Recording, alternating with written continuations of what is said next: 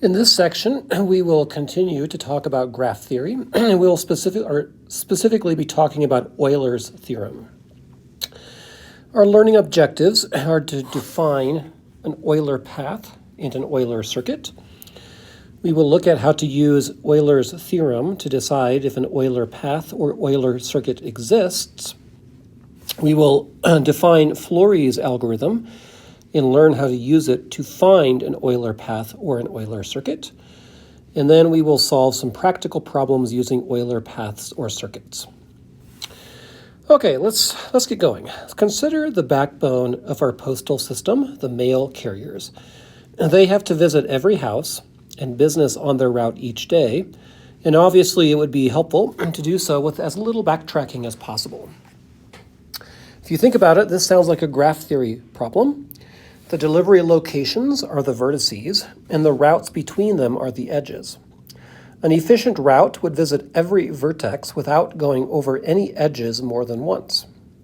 In this section, we will study the work of Leonhard Euler, which addresses problems that involve tracing an entire graph without repeating any edges. So let's define some terms here. An Euler path, try this again.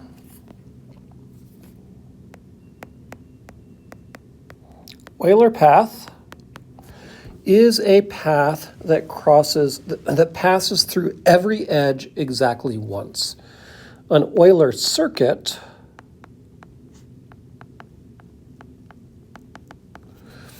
is a circuit that passes through every edge exactly once. The difference between a path and an Euler path is that a path can pass through any subset of edges on a graph, but an Euler path passes through all of the edges exactly once. In figure 1328 shows an Euler path as indicated by the arrows. Okay.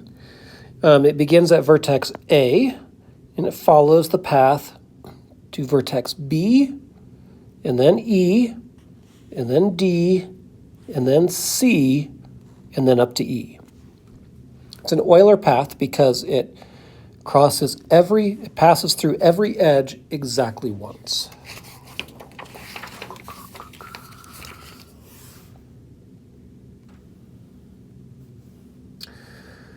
Figure 1329 shows an Euler circuit that begins and ends at vertex B. Start at B, then we go to E, and then to D, and then to C, and then to B,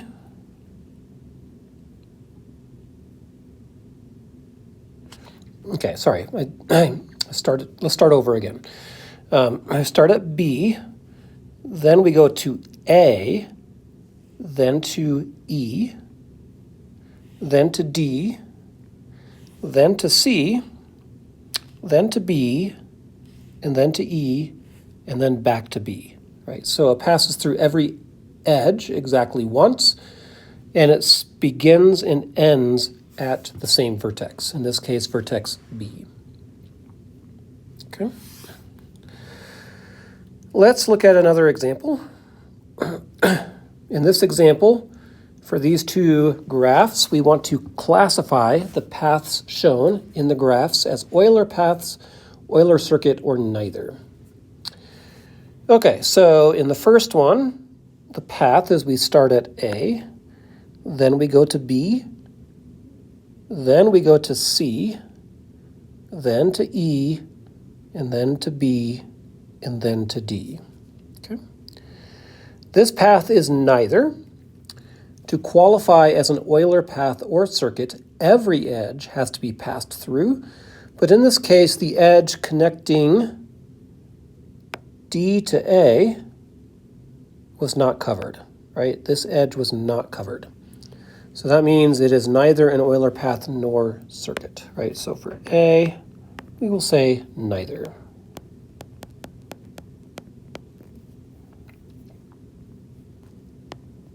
To say edge A, D, not covered.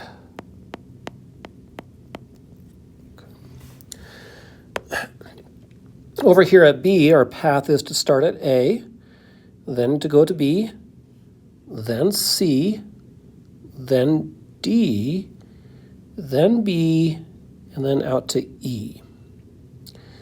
This is an Euler path, but not an Euler circuit. Okay, so B, Euler path, not Euler circuit. Okay. All of the edges are covered exactly once, but the path begins at vertex A and ends at vertex E. To continue back to vertex A, to make this a circuit, you'd have to pass through two different edges for a second time. And the result isn't even a path, so it can't be an Euler path or circuit. Okay. Okay, so it turns out that some graphs have Euler paths and circuits, and some don't. Euler's theorem allows us to tell if a given graph has an Euler path or Euler circuit without first trying to find one. So this is Euler's theorem right here. For any connected graph, 1, if all vertices are even, the graph has at least one Euler circuit, which is by definition also an Euler path. An Euler circuit can start at any vertex. If exactly two vertices are odd, the graph has no Euler circuits, but at least one Euler path. The path must begin at one odd vertex and end at the other odd vertex. 3. If there are more than two odd vertices, the graph has no Euler paths and no Euler circuits. So let's use Euler's theorem in an example. Use Euler's theorem to decide if the graph shown in 1330a has an Euler path or an Euler circuit. And then we want to repeat that for figure 1330b. And then if either graph has an Euler circuit, try to identify one. Write it by listing the vertices in order. Okay, so Euler's theorem, basically whether it has a path or a circuit, an Euler path or circuit or not, it depends on the degree of the vertices. Right? So let's break this down with the first one here. So we're doing A.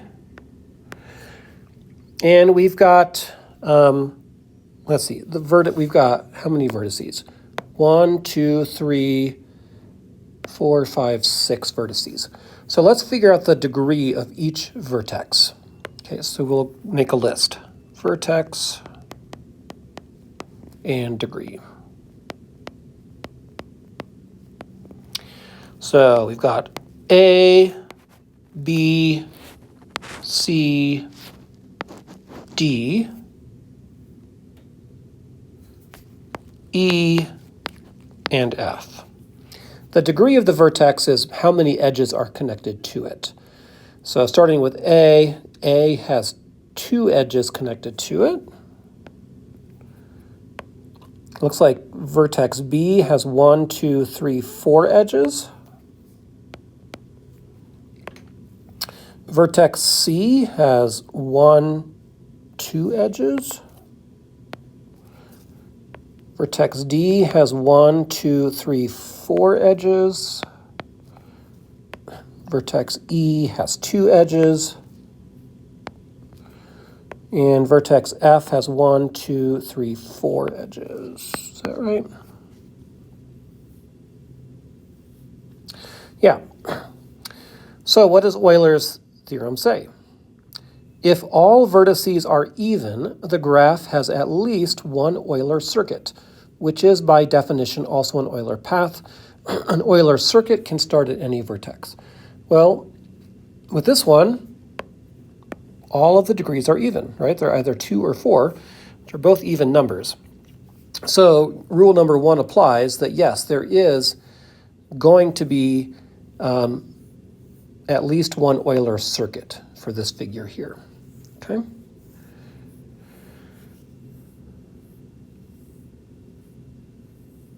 So we'll just say there is at least one Euler circuit. How about for B? Let's do something similar here. Vertex, okay, degree. So we have vertex A, B, C, D, E, F. Let's take these one at a time. A has only one edge connected to it, so it has a degree 1. B has 1, 2, 3 edges connected to it. It's degree 3. C has 2 edges connected to it. D has 1, 2, 3 edges. E has 1, 2 edges. And F has 1, 2, 3 edges connected to it. Okay. So it looks to me like we have 1, 2, 3, 4 odd vertices. 4 odd vertices. And then we have 1, 2 even vertices. Okay. So let's go back to Euler's theorem and figure out which rule applies. Rule number 1 applies only if all vertices are even. That is not the case here. Rule number 2 applies if exactly 2 vertices are odd. So what do we have? I have 4 odd vertices, right? So that rule doesn't apply. So rule number 3 must apply here, which is if there are more than 2 odd vertices, the graph has no Euler paths and no Euler circuits. So here we have 4 odd vertices. That's more than 2. So this graph has no Euler paths and no Euler circuits. Okay, then we're asked if either graph has an Euler circuit, try to identify one. Well, this is the interesting thing about Euler's theorem. It tells us that there might be, that there is an Euler path or Euler circuit for certain graphs, but it doesn't give us any information about how to find one. And so we will look at some techniques in a minute here for how to help us identify one. But for now, we might just kind of explore a little bit. Let's try starting, maybe going in alphabetical order, right? So if I start at A, and then go to B, and then go to C, and then D, and then E, and then F. Well, at this point, if I go back to A, I have a circuit, but it's not an Euler circuit, right? Because the 3 edges on the inside of the graph were not included. So maybe what I can do is I can go down to vertex D, right? And then up to B, and then back to F. Then I can cover this last remaining edge going up to A, right? So there's an Euler circuit, right? So let me just write it up here. Euler circuit.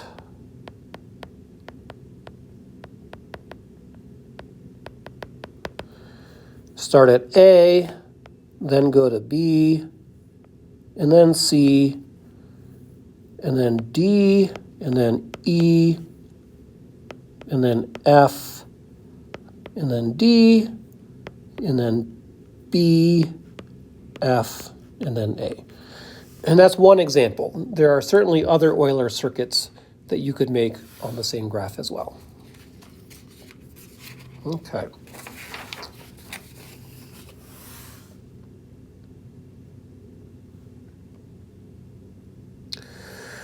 Okay, so what are some strategies for actually finding Euler paths and Euler circuits? Once we know that a graph has an Euler circuit or an Euler path, it seems perfectly reasonable to try to find one. Think of the mail carrier example. Just knowing that there is an efficient route to take doesn't help that much. You need to actually know what the route is. You can try the old-fashioned trial and error method, like we did in example 2, but this can be very challenging unless there are a small number of vertices and edges. Finding one for a mail carrier that has to visit dozens of houses would be pretty unreasonable. A procedure known as Fleury's algorithm has been developed to help save time. So here's the algorithm. To find an Euler path or Euler circuit, number 1, if a graph has no odd vertices, start at any vertex. If the graph has 2 odd vertices, start at either odd vertex. Number 2, number the edges as you trace through the graph, making sure not to traverse any edge twice. Number 3, at any vertex where you have a choice of edges, choose one that is not a bridge for the part of the graph that has not yet been numbered. So let's try this with this graph right here. Use Fleury's algorithm to find an Euler circuit or path if one exists for the graph shown in figure 1332. Before we begin, let's make a list like we did for the previous examples of the degree for each vertex. So we've got vertex, and we've got degree. So we've got A, B, C, D, E, F. Okay, vertex A is degree 2. It's connected by 2 edges. Vertex B looks like it has 3 edges connected to it. Vertex C also has 3 edges connected to it. Vertex D has 2 edges connected to it. Vertex E also has 2 edges connected to it. And vertex F has 4 edges connected to it. Okay. So what do we have? We have 1, 2, 3, 4 even vertices and 2 odd vertices. Okay. 4 even, 2 odd. Okay, so what does Fleury's algorithm say about this? If a graph has no odd vertices, start at any vertex. Well, that doesn't apply here because we do have some odd vertices. So what does it say? If the graph has 2 odd vertices, start at either odd vertex. Okay, so that rule does apply because we have exactly 2 odd vertices. Okay. So, Fleury's algorithm tells us to start at one of the odd vertices. And it doesn't matter which one, but let's choose B, okay? None of the edges have been numbered at this point, so we don't have to worry about any of the edges being a bridge for the unnumbered part. So we can really go anywhere. Let's go from B to A, and let's number that with a 1, okay? Okay.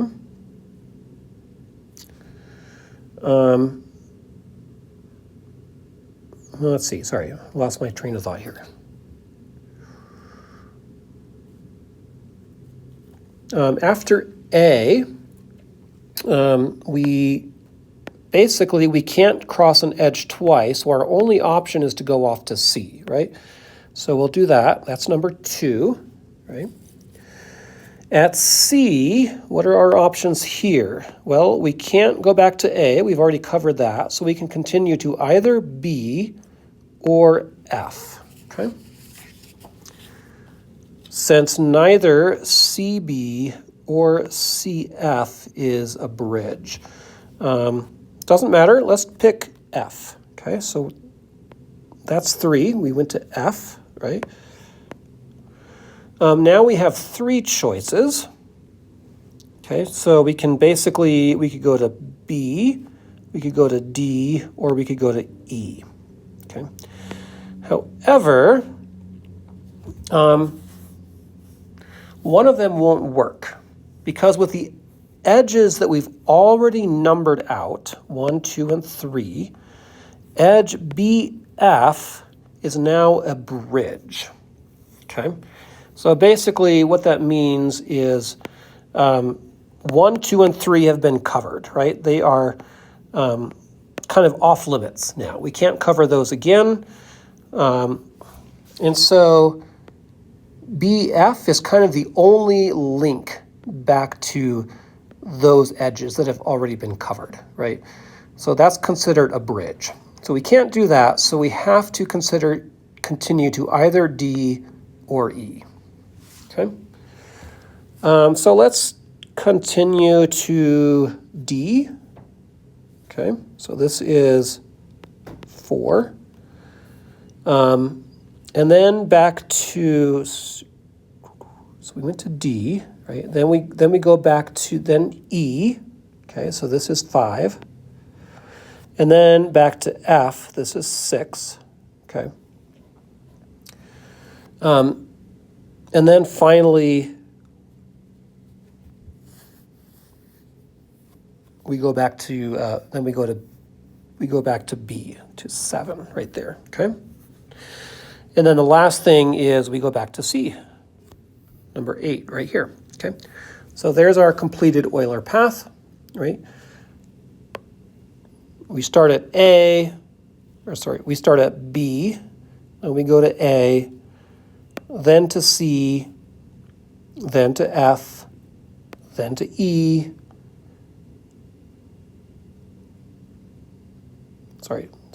F, then to D, right? Then to E, then back to F, and then to B, and then to C. There's our Euler path, okay? The Euler path that we found in example 3 is not unique. There are several other Euler paths that can be traced on the graph. Also notice that we started at one odd vertex and ended at the other odd vertex, C. This makes perfect sense. Anytime we find an Euler path or circuit, we can get another by reversing the direction, right? The exact opposite direction. If we had ended at an even vertex, that would have to be the beginning of another Euler path, but it can't be. This can help in choosing a path or circuit when using Flory's algorithm. Okay, let's look at an application here. A mail carrier has the neighborhood pictured in figure 1336 on a daily route. The carrier wants to cover each street exactly once without retracing any street. Find an Euler path to accomplish this. Okay. Let's rewrite this as a graph. Okay. So our graph will basically look like this. We're going to have vertex A, vertex B up here, vertex C down here. Oh, sorry. Let's do it this way. This is C. This is D. Okay. We'll put E up here, F down here, G over here, and H over here. Connect these vertices with edges.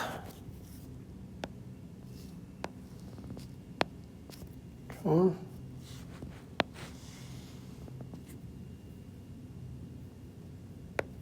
Let's clean that up a little bit here.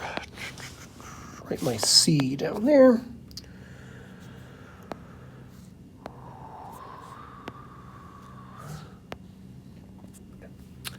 Okay, so if we look carefully, there are, oopsies, one more right there. There are exactly two odd vertices, vertex A and vertex H, okay? The other ones are even vertices. So, what does the rule say? Right?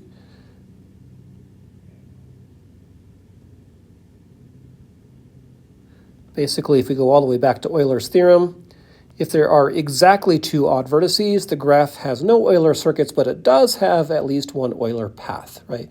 So our job will be to find an Euler path. So we should start at one of the odd vertices and finish at the other. So let's start at A, okay? And let's kind of number our paths. So let's go from A to B, that's 1. And then we can go from B to, our only option here is C. So let's make that 2, okay? And then from C, maybe we can carry on down here to D, okay? And from D, our only option right now is to go back here to A. And from A, we can go over here to C. Okay. Now we're back at C, and our only option is to go on this edge over here to F, right? Because all these other edges have already been traversed. So this will be number 6. Once we get to F, we have a few options. The one option we can't do is to go back across this edge here, right? But let's say we go across here to H, so that's 7, okay? And then we could come down here to G, there's 8, and then up here to F, there's 9, and then from F to E, there's 10, and from E back to H, there's 11, okay? So that's one example of an Euler circuit, right? Where sorry, not an Euler circuit, but an Euler path, where every edge has been traversed exactly once, and every vertex has been visited, basically, right? Again, that would not necessarily be the only Euler path. We could certainly start at the other odd vertex and find another one ending at vertex A.